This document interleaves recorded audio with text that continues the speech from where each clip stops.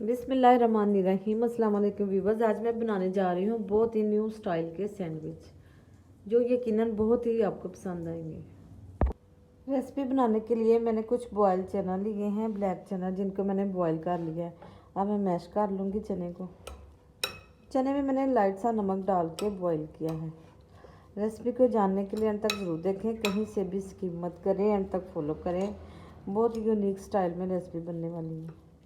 चने मैंने मैश कर लिए हैं। अब रेगुलर प्याज मैंने ली है थोड़ी सी, जो बारीक काटी है, टमाटर बारीक काटे हैं, और हरी प्याज ली है।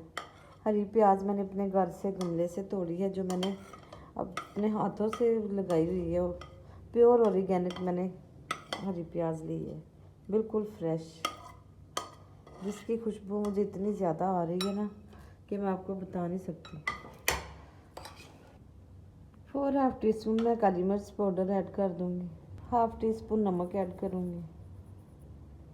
Half tea spoon chicken powder. 1 चम्मच बटर ऐड कर दूँगी। 1 चम्मच मैंने मायोनीज़ ली है, वो ऐड करूँगी और मिक्स कर लूँगी अमेज़े को।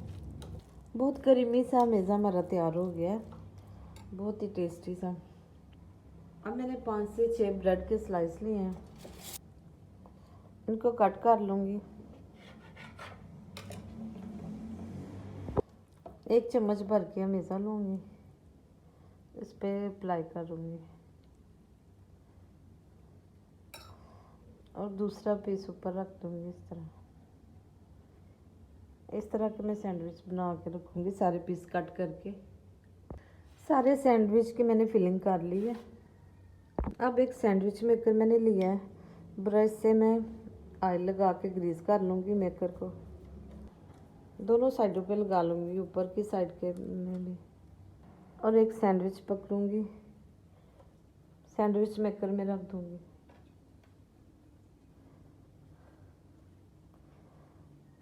इस तरह मैंने चारों पीसेस रख लिए। अब बंद कर दूँगी। सैंडविच मेकर को मैंने ऑन कर दिया। अब इन्हें मैं बेक करूँगी। सैंडविच हमारे बिल्कुल रेडी हो गए हैं। अब इन्हें मैं निकाल लूँगी और बाकी के भी सेम इसी तरह तैयार कर लूँगी। ये देखिए